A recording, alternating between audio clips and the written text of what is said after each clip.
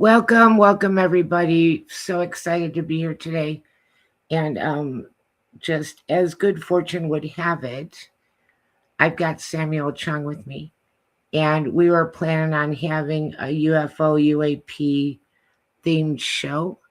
And today happens to be Disclosure Day. So how cool is that?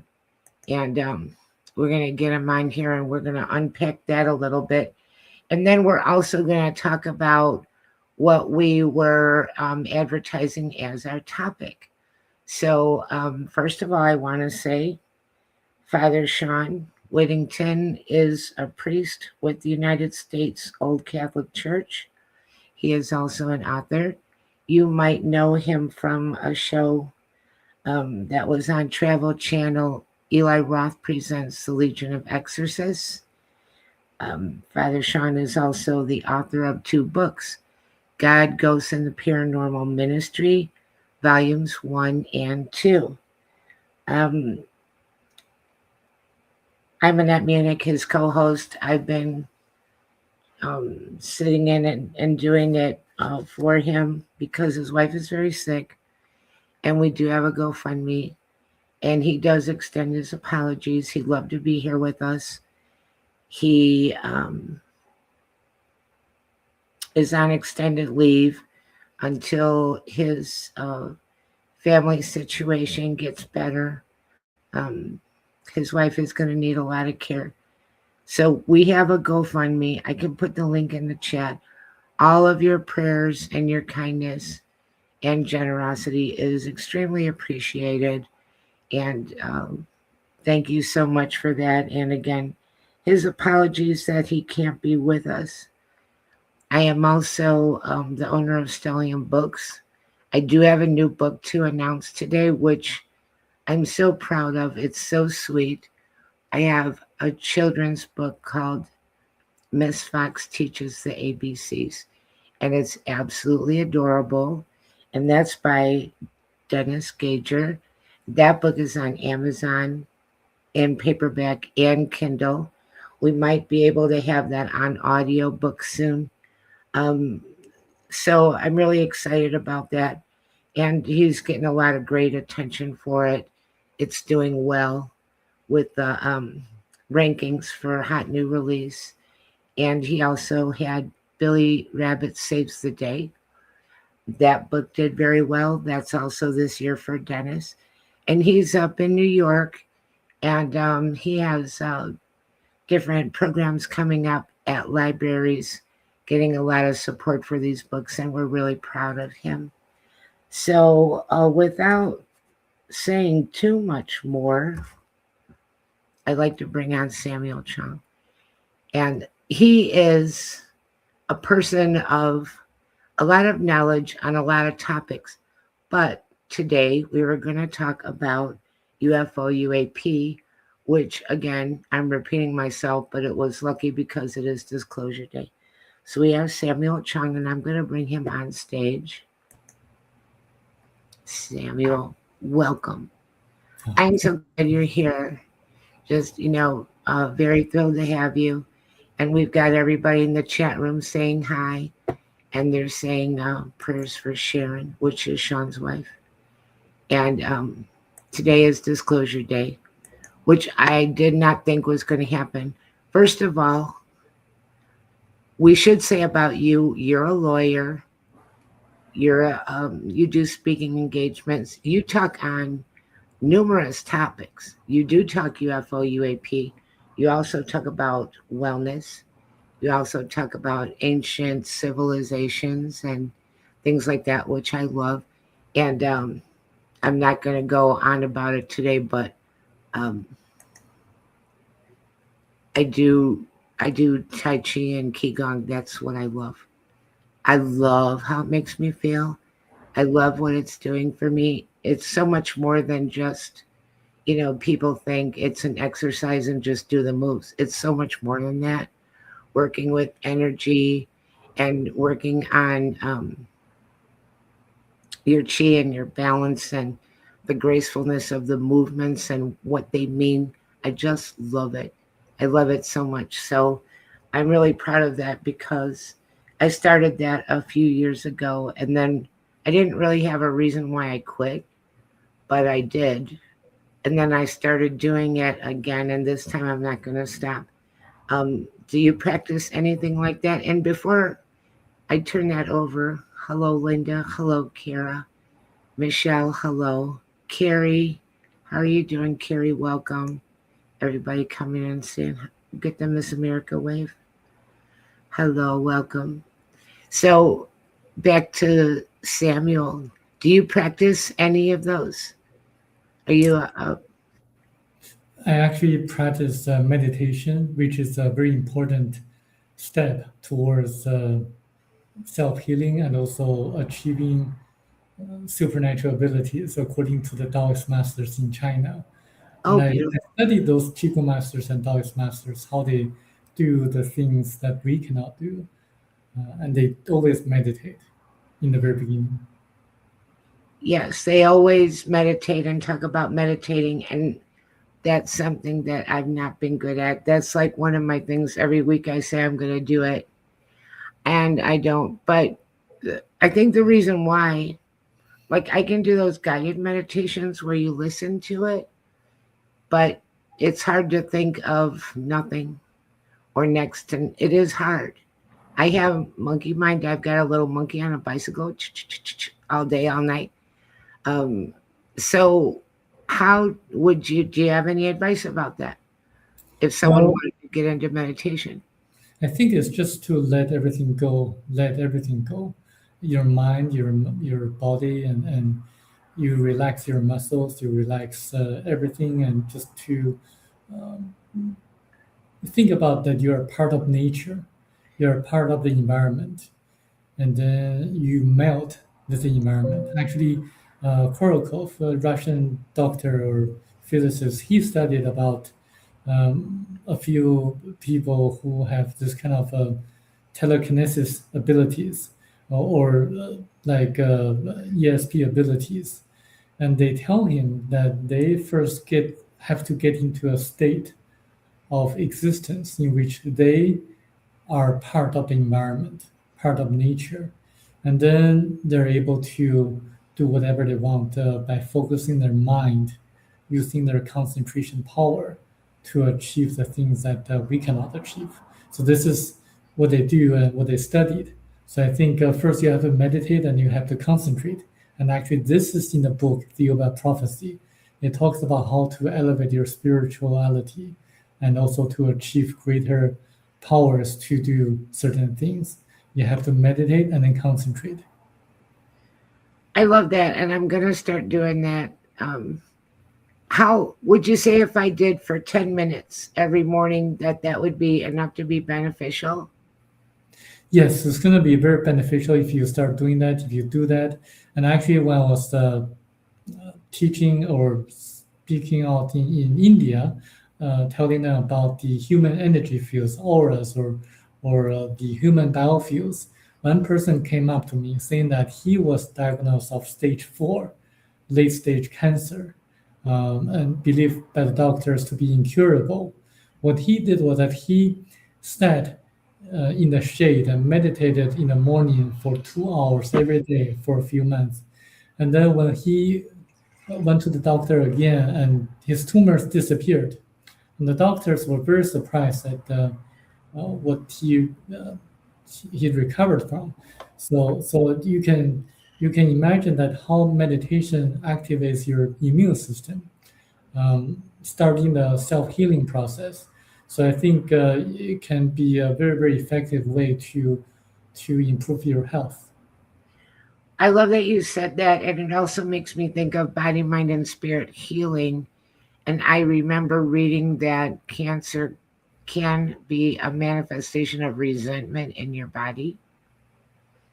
So it would make sense that if you can meditate and if you can, like you were saying, let go, that in the act of letting go, not only could it help your immune system, but it could help you become healthier in many ways. Yes, and the right thing to do is to gain knowledge about how the human body works. We don't just have the physical body, We also have an astral body. We also have other, like, what some people talk about, like the chakras and auras and the human energy fields. So I think if people know that uh, health is not just about the physical body, but also about the spiritual health, and also the human energy fields and the chakras, they will be able to focus more on the mind and the spirit. And then after that, it will help to improve the physical body. And I think reading the book Theory of Prophecy will allow people to gain such knowledge. Now we slid right into it. Very nice the way you slid right in there. So we are talking about that book today, and we are talking about um, universal principles. Would you say that that's a correct way to describe it? Yes, the book talks about universal principles or universal laws. It's very interesting, unlike what people may think of. And I think if you read into the book and see what's going on nowadays, you're going to see that everything is connected. Ancient civilizations such as the pyramid in Egypt, and also UFOs and ghosts, the paranormal events, the Bermuda Triangle, and everything is connected and can be explained if you really get into that. So I think the key is to get the knowledge and to really understand where everything came from. We've got Carrie saying, I'm hearing more and more cancer could be parasites, and tumors are the body's way of isolating the toxins from the body like a protection.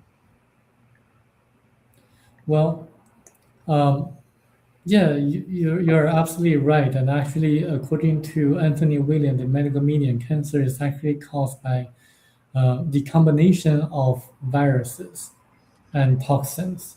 So if you really want to heal from cancer, you have to target the two things: the toxins, the chemical toxins, and also viruses. I actually have proof on that.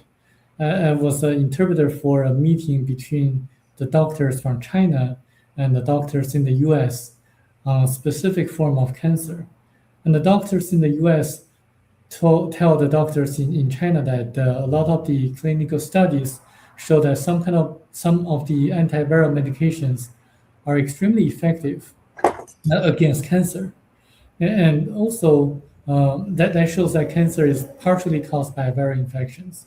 And also, if you know aura readers such as Judith Collins and also Barbara Brennan, and also some of the other people who can see the human energy fields, they're able to tell you that the colors of people who have um, cancer, um, I mean, for example, liver cancer or lung cancer, I mean, the colors on their liver or lungs are similar to the colors of people who have viral infections.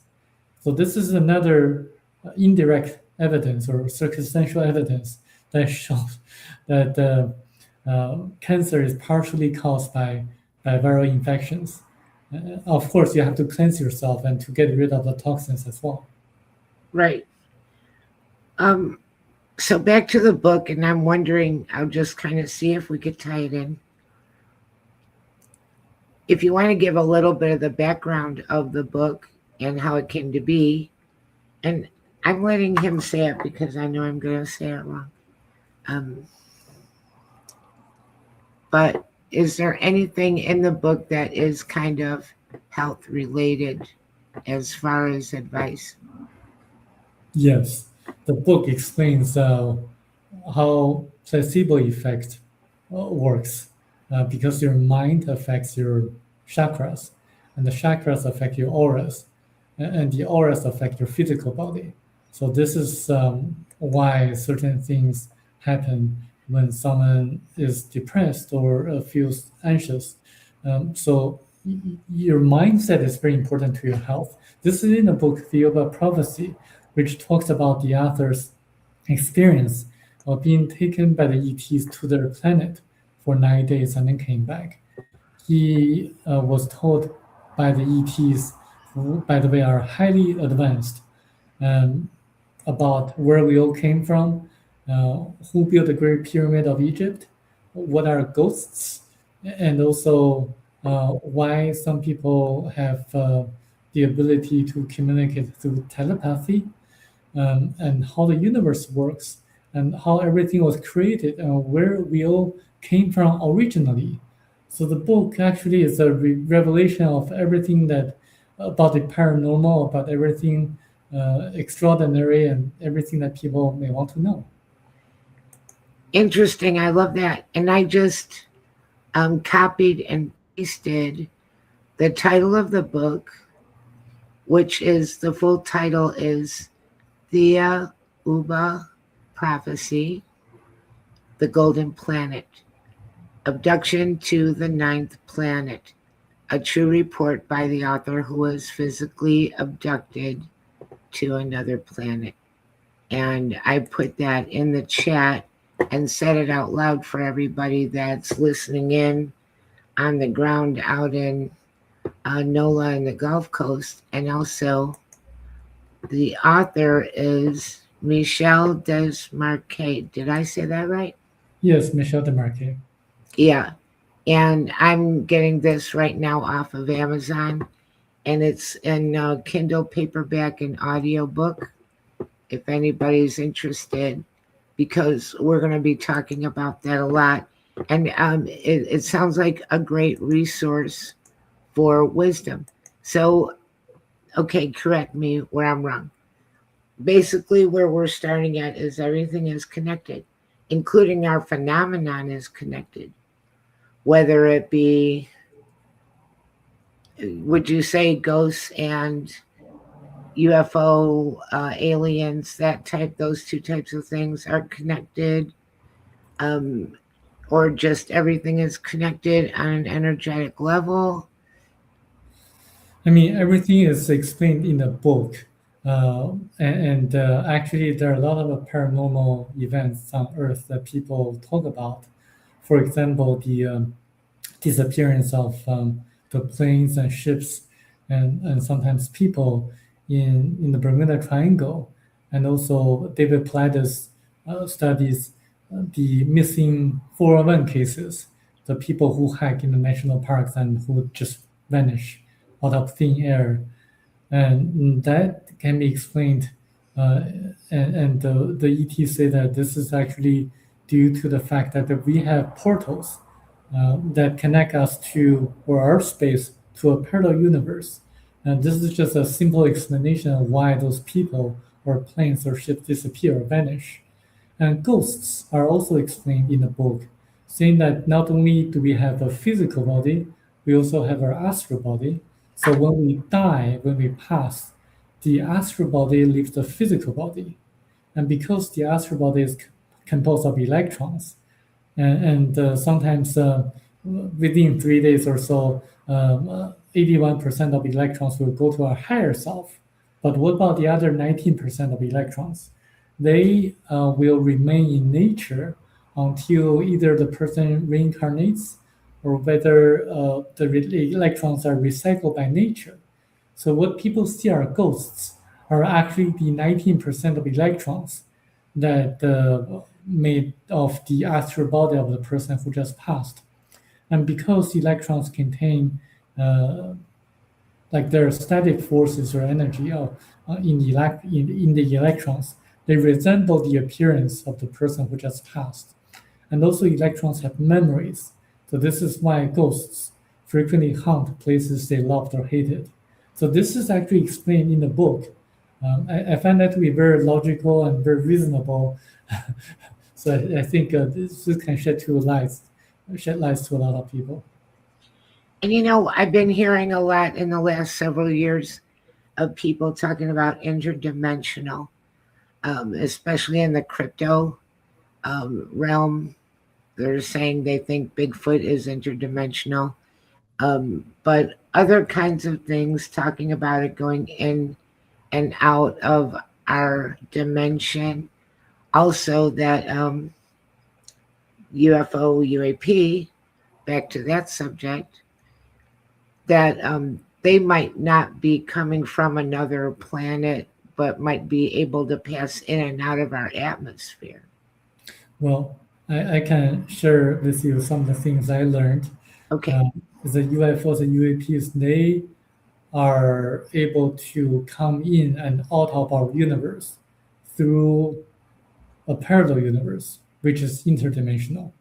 So they may come from a different planet that's very far away from us, and then they can what we would call they can use what we would call teleportation to come into a proximity to us, and then they enter into a parallel universe, which is a different kind of dimensional sphere, and then they come out of the Earth, the atmosphere of Earth, from a portal.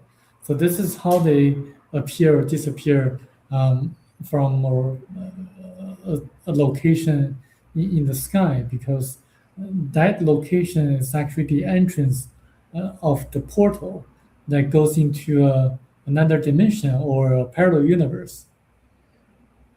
Right. And you hear a lot of stories about them coming in and out of the ocean.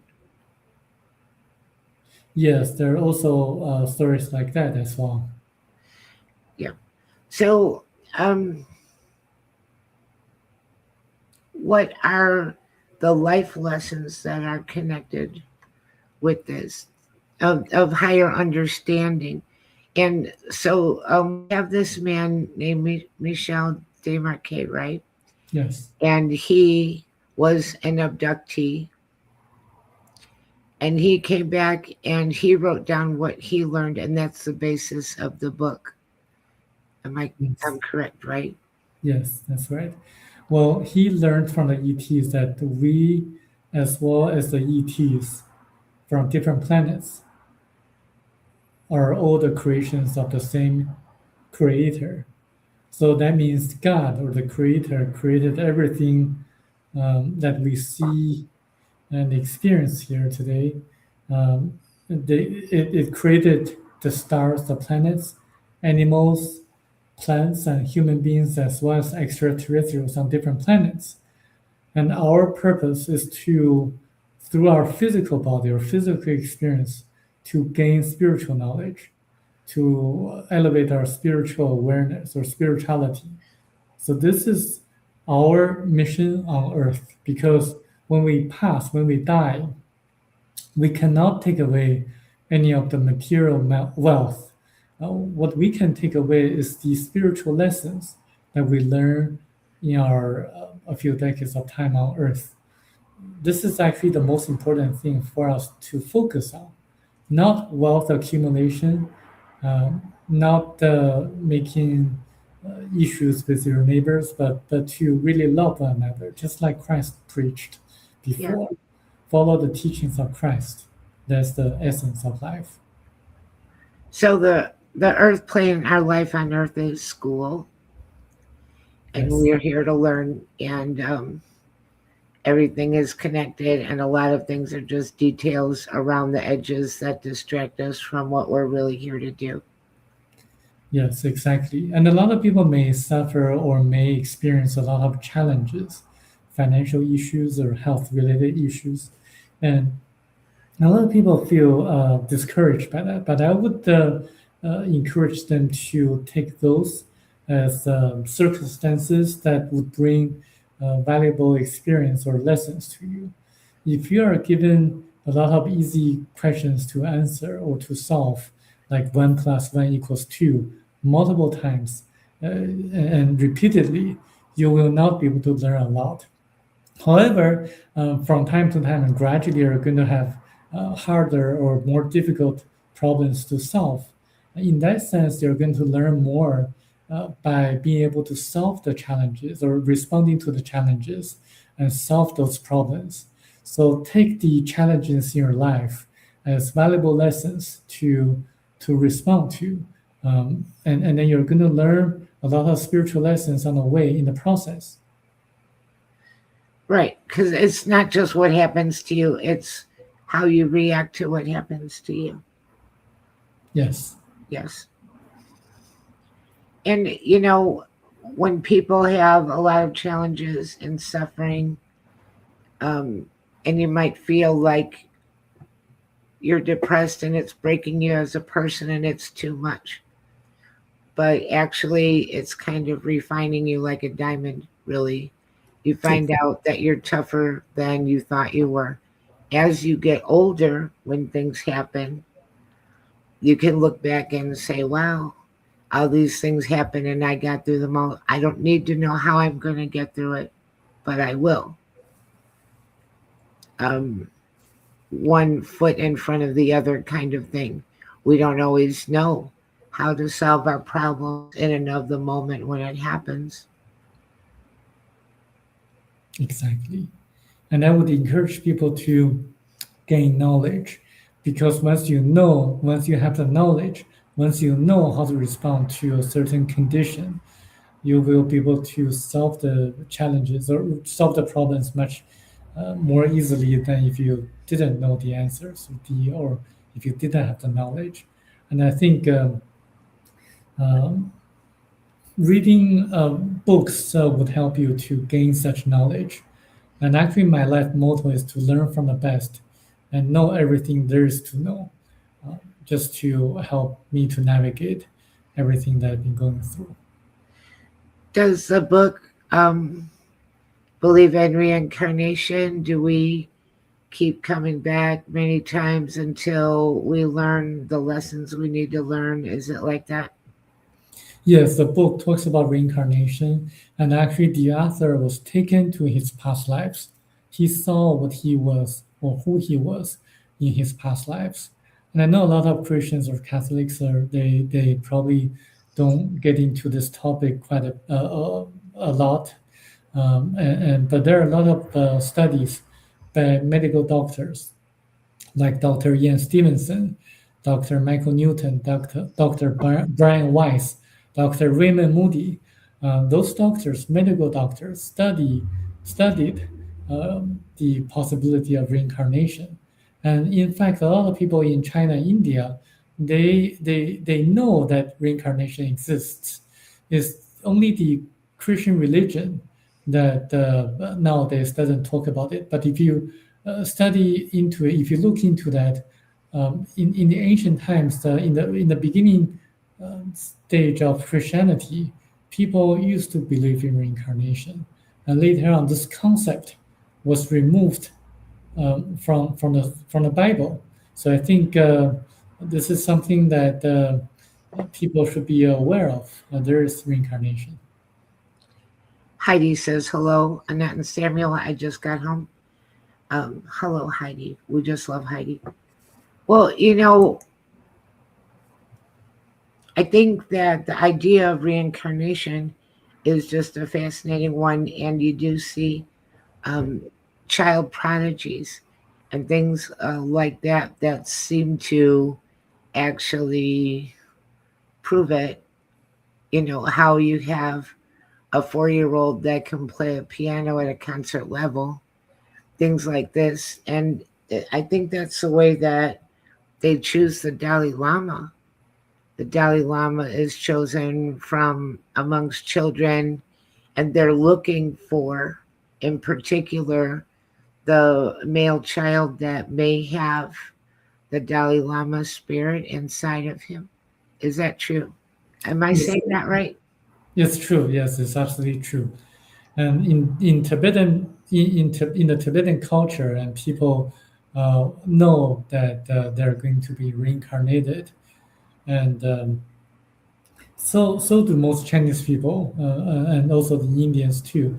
And the thing is, if you really want to get into that, I can also explain where birthmarks come from. Sure.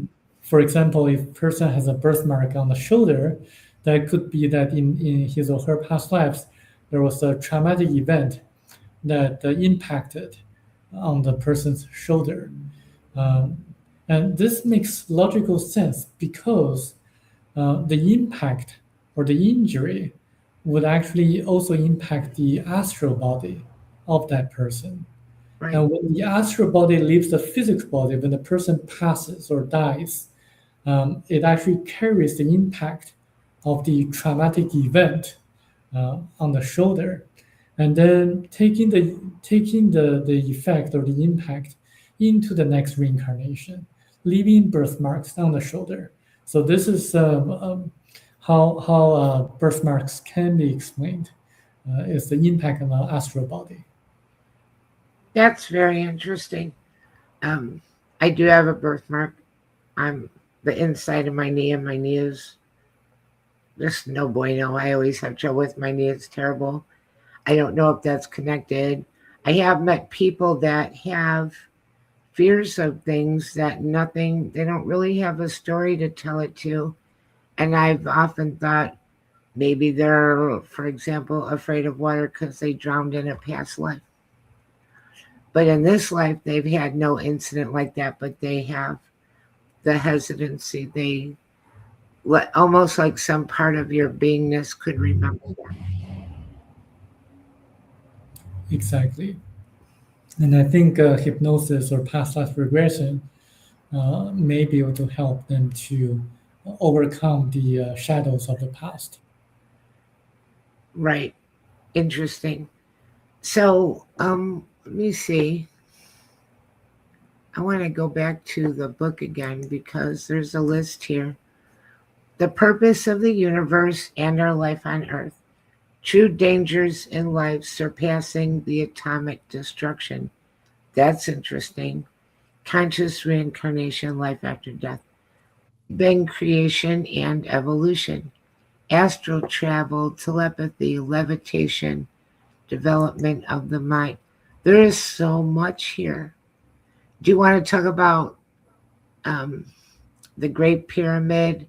And do you want to talk about astral travel, telepathy, levitation, and all of that? I'd love to hear about that. Yeah, the pyramid is not a tomb. Was not a tomb for the pharaohs. The ancient pharaohs used the pyramid to communicate with people on different planets, and also to make rain. And actually, it was built by an ancient civilization, um, and who passed the knowledge to the Egyptians. And the builder of that pyramid was actually Thoth from Atlantis. So Atlantis was actually a continent that existed in the Atlantic Ocean back, I would say, 12,000 years ago or 17,000 years ago, or longer than that, actually. And because Thoth had perfect knowledge and he was able to align the huge stones perfectly so that it would form this kind of shape to capture the cosmic and terrestrial energies. And they built it using anti-gravitational technologies and ultrasonic vibratory systems to really cut those huge stones in a very precise manner. So that's how it was done in the past. Well, it's so interesting too because recently they have a discovery that there's long shafts underneath the pyramids underground because now we're able to discover things that are underground. And I mean, they're very long, very deep, and people are wondering what that could be about. But if you think that the pyramids might be some kind of energetic conductor or storage or something like that, and we're gonna hop and say to Carrie because she left a message here. Knowing what I know now at 51 years, I should have done the Eat, Pray, Love like the movie. I love that movie. I love that movie. I really do. I've seen it a bunch of times. Stop in Italy to eat pizza, go to Bali in India for inner healing. They have wisdom. Yes. Um, but with the pyramids, if that's connected to energy, and we've just discovered that with those shafts underneath it, oh, we really did not know too much about what the pyramids were for. I kind of thought that there are things like the pyramids that UFOs, UAPs could kind of use them as markers on the surface, kind of help them navigate their way around, kind of like turn left at Stonehenge and stuff like that. Things that you could see from the sky. But the pyramids have always been something that mystified me. Exactly. And the shafts underground or beneath the surface, the ground level, may be the structures that are responsible for capturing terrestrial energies, according to the book The Yoga Prophecy, because it explains exactly how the pyramid was built and also the functions and the uses, as well as the ancient civilizations that actually flourished on Earth long time ago, about 250,000 years ago, and also even longer than that. So it's a very interesting book. It reads like a science fiction, but I found a lot of specific verifiable facts. I was watching a podcast yesterday where there was a researcher that said that a lot of things are really a lot older than we think they are. Only that they've come out and they have estimated how far back something is, and they don't like evidence to come up to say, hey, now we've got XYZ from 15,000 years before that. But basically, that uh, there was civilization and life and things going on long before we knew they were. Exactly. Um, they were ancient civilizations, and also not only on Earth but also on different planets. And it's, it's very interesting. Like when you read or study biology, people say we were evolved from kind of gorillas or apes or something like that. But that wouldn't be able to explain why we have different skin colors or why we have different races. And actually, each race originally came from a different planet. For example, the yellows and the blacks came from a planet. Originally, the Caucasians also from a different planet. The ancestors of the Polynesians came from a different planet, and the Jewish people, the Hebrews, came from another different planet, and that explains why. I don't know if you know this, but Jewish people account only for about 0.2% of world population, but 22% of all the Nobel Prize winners are Jewish. Jewish people excel in all the different fields that they go into, the financial field, entertainment field, science, technology, and they're just very very smart and intelligent, and so the book explains why that's the case, and why, according to the Bible, the Old Testament of the Bible, they were the chosen people. When I was reading the Bible, I was kind of jealous of it, and not very jealous, but kind of surprised that only the Hebrews were the chosen people, not the Chinese people, because my pastors were Chinese. Like all the attendees of the church gatherings were Chinese, and I asked them like why the Bible really doesn't mention anything about China or Chinese people, only about the Hebrews. And then, like I was never given a very good explanation. But this book, The Yoga Prophecy, explains perfectly and reasonably why the Hebrews were the chosen people. Interesting. Yeah, that's very cool. But with the Bible, it kind of is just focused on one region of the world. And so I think that's probably why. I don't know. I mean, maybe there were Chinese and Oriental people walking around in the Middle East, but maybe there weren't. Well, I mean, the In Chinese, biblical times. yeah, the Chinese priests or pastors say that the Bible is the book for all the people in the world. But it doesn't say anything about the Chinese or the blacks, quite a bit, not a lot of. So I was kind of being cynical about what they told me that the Bible is a book for all the people in the world, or like that doesn't make a lot of sense. But after reading Theory about Prophecy, it made me understand really really what happened in the past and how the Catholic Church Council meetings, like the Council of Nicaea, distorted the ancient scriptures that were later compiled into the Bible. Yeah, and interesting. A lot of people are talking recently about the Book of Enoch and all of that, and the giants, the Nephilim, um, angelic aspects of it. I don't know if you have any information about that. That Well, was something that was just sort of kept under the rug well, for a long time. Speaking of going back to what they decided to put out there and what they decided to keep behind. the Book of Enoch is very interesting because Enoch was taken by Jehovah or gods, and according to legends, he never came back. But there's a Book of Enoch. According to the author of Theory about Prophecy, Michel de Marquet, after reading the Book of Enoch, he found a lot of resemblance of what he personally encountered and the description of the book in the Book of Enoch. And he believes that Enoch was taken by the same ETs Oh, that he was taken by. I mean, but there's a parallel here.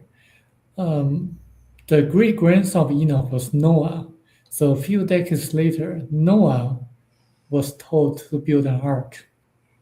And Michel de Marquet was taken by the Theobans or Jehovahans, and he was instructed to write a book. You can imagine what's going to happen a few decades later. interesting. We got another comment here. Carol said hi, and now we have Carrie said, I have found in my own study of the Bible, the 12 tribes of Israel are galactic bloodlines, corresponding well with what Samuel is saying. Yes, Constantine did edit the Bible too. Interesting. Galactic bloodlines. That's very cool. I think the book would be a good read. I'm sorry I didn't have time to get it and read it in advance because if I had, I'd be a little sharper about what's in the book. But I do want to talk about astral projection, telepathy, and a kind of psychic aspect to the knowledge in the book. Well, people have out-of-body experiences. That's what we would call astral projection. The author was actually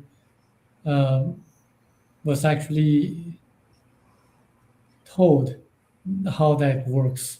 It's very detailed in there are a lot of details in the book in which it may be a little difficult for me to explain because people need to have basic foundations of knowledge in order to understand it. Basically, the if you are able to meditate into a specific vibrational frequency, you may be able to leave your physical body and start astral travel in a very deep meditative state. And when that happens, you're able to do everything that some people described as the out-of-body experience. And also the ETs can perform telepathy as well because they have the knowledge. And again, knowledge is power. So you may have heard of telepathic tape or telepathy tapes, and people who have autism, children who have autism, they're able to communicate telepathically with others from far away, and the ETs can do that too. And telepathy can cross all the language barriers. And also, levitation is another psychic ability or feast that the ETs can perform. And actually, some of the monks in nowadays can still do that. For example, in Nepal, there's a monk in which Dan White, a magician, visited, and he actually videotaped a film showing that the monk, Nepali monk, levitating in front of him. As a magician, he didn't know how he did it. So this is a psychic ability that people can achieve with practice. I remember the first time I heard of that was with people doing transcendental meditation, being able to levitate. And then I saw that that was because I think the people teaching that were from India, but they also have that in China in different disciplines that people are learning how to do that. Other than that, if you're not from India or China, then you might be possessed and you might need Father Shawn. Well, I mean, transcendental meditation. I've seen some videos. They try to hop in order to achieve the levitation technique. What the Nepali monk did was that he meditated in front of a circle of candles, and then he chanted, and then he was able to levitate. It's very energy consuming. So yeah, some of my friends say that claim that they were able to do that when they were young, but not anymore. There was a book that I read a long time ago that I really loved, and in the book it's called Mutant Message Down Under, and it was an Australian doctor that went on a walkabout in Australia. Anyway, excuse me. Anyway, the point of why I bring this up is because the Aboriginal chief said to her, because she said, "How do you do all these things?" Because they communicate telepathically. If they're thirsty, they pray and find water. If they're hungry, they pray and they find something to eat. They heal themselves. They're walking through the outback and they survive.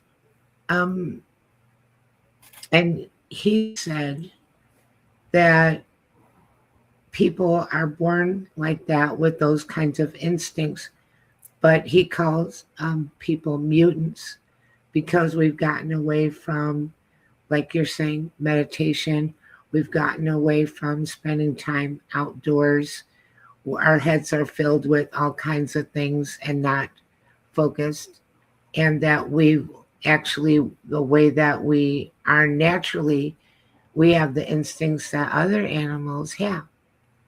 But we're so like busy in our minds with other things and so far removed from a natural life that we lost our instincts. Would you say that that's true? Yeah, I would say that's true.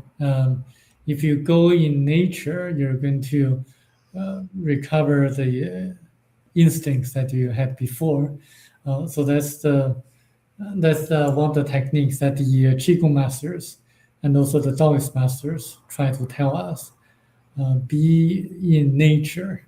And the book Theory of Prophecy also talks about that too, because when asked like how they're able to achieve this kind of psychic feats like levitation or appearing or disappearing at will, um, then they say they're masters not of nature but in nature. So they are masters in nature. So this is something that intrigued me quite a bit. I love that. And I love doing my Tai Chi and my Qigong outside. I like doing that out in nature and spending time outside and listening to the quiet. And that is, in a way, kind of like its own form of meditation, too. Just, or do you think not? If you're just quiet and you're listening, I think nature will help to calm people's mind down. and also to blend with nature, the energies of nature. So there are a lot of energies that we human beings are not able to see using our naked eyes. And in nature, you're able to kind of absorb the natural energies uh, of the trees or mountains or the water, and the rivers. So I think it's very important to be in nature and outdoors. Yes, I do too. And I think that if you really tune in, there's so much going on around you, even if you think there's not, because we're just don't notice. We don't listen. We don't hear it. We don't give it any kind of great importance. We don't um, notice what's blooming. And it, actually, if you're out in nature a lot, you get good at telling from a photograph what season it is right away. Even if there's some leaves on the trees, you can look around and you can spot the seasons and um, just being in the world, the wildlife sounds and things like that. And sometimes what time of day it is, certain things that happen in the morning, certain things that you only hear after the sun goes down. Um, that's kind of cool.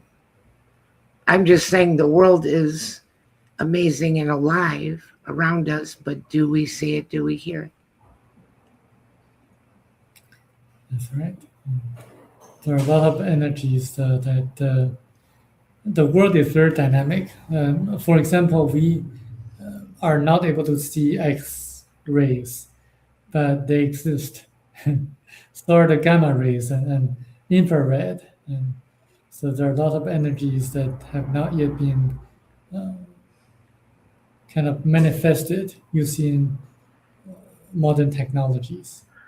And that's the kind of thing too that I love with the Tai Chi is that you're working with floating, sinking, spreading, gathering. You're feeling the energy and working with that and learning how to sense that in your body and work with that in your body, which is something that people wouldn't naturally um, even know about, let alone think about. But it's a whole exploration of the chi. Yes, and there are people who can see the chi, the energy, and actually, when you're able to see the chi, you're able to tell if a person is highly spiritual or not. You're able to tell if the person is telling the truth or is lying. So that can be very useful and handy too before the elections. You can tell immediately which candidate is more sincere. What But if everybody's lying? Then what? I'm just being funny again. But when you say seeing the chi, do you mean aura or or beyond that? What or what people call auras? yes, And I know that there's people that see auras and they can see that you have holes in your aura or dark spots in your aura, and they can work with your aura to help your general health, which is using your astral body to help your physical body, right? Your yes, spiritual body. If you help, okay, you have three bodies, three, right?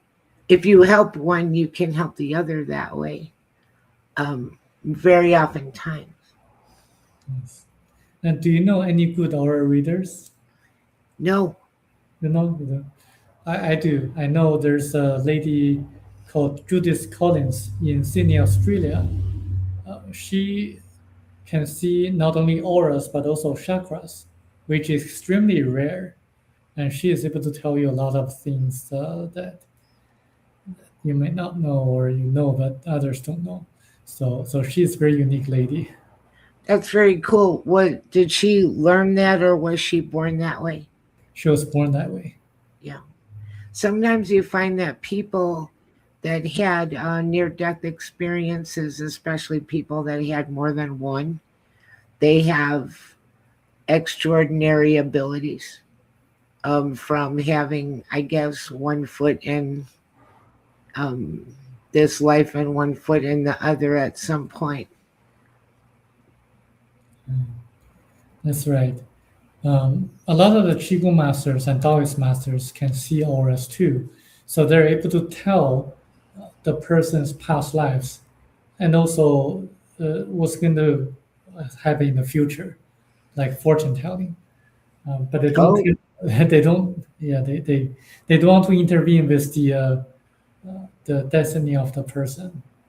So they don't oh, know. I did not know that you could see somebody's future in their auras. That is really cool. You can see. Um, If you know someone who can see auras, ask them, what do you see of my past and also my future? Sometimes if they know how to interpret it, they're able to tell you. Interesting. That is very cool. Unfortunately, we're running out of time. And I feel like we just scraped the surface. And I feel like there was a lot more to say about UFO, UAP, and also um, the Golden Planet experience and the book, which I did copy and paste into the chat room, but I'm going to say it again for our people listening on the ground. Thea Uba, ThiaOouba, Prophecy, The Golden Planet, and the author is Michelle Desmarquet. Did I say that well?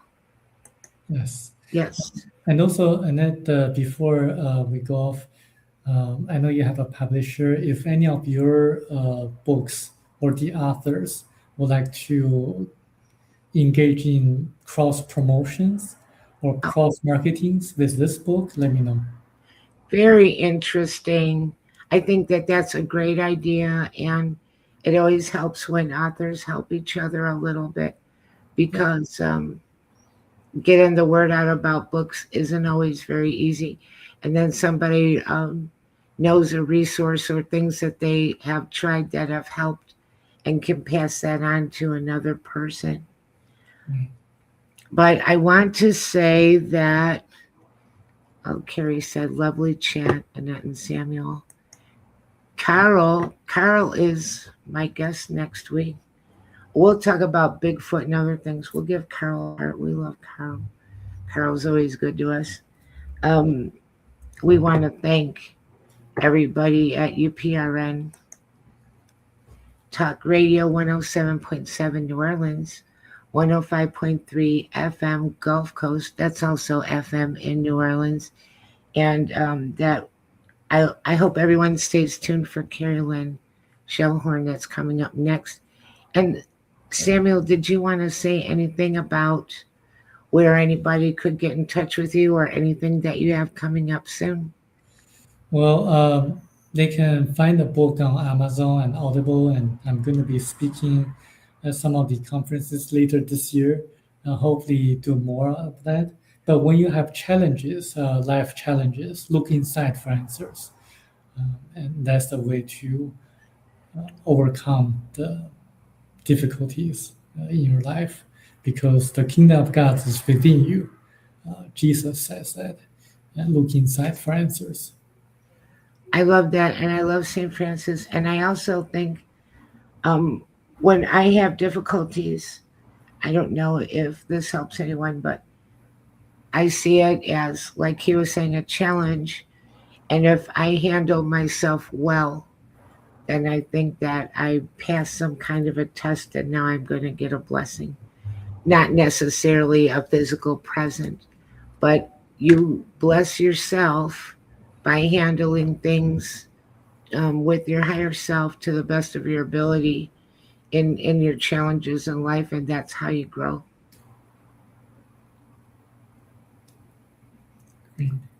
So beyond that, I'm going to say that the GoFundMe for Father Shawn's wife is called Join Sharon's fight to beat cancer.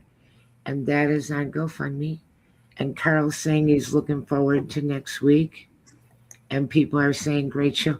We did cover a lot of things. We were a little scattered, but we did actually cover a lot of different things. And I think that may be a good job of getting some interest for reading the book and hearing all about, because I could have gone on. There were a lot more topics covered in there. This is just a small smattering of what's written in the book. So I want to thank you so much for coming. I had a great time. I hope you did too. Our audience had a lot of interesting comments and people were enjoying it. And I thank you for that. Thank you. And I want to wish everybody a great night and a great weekend. And hopefully you will come back and be with us again soon. Great. Because we could keep going on this topic. There's no way to do it in an hour.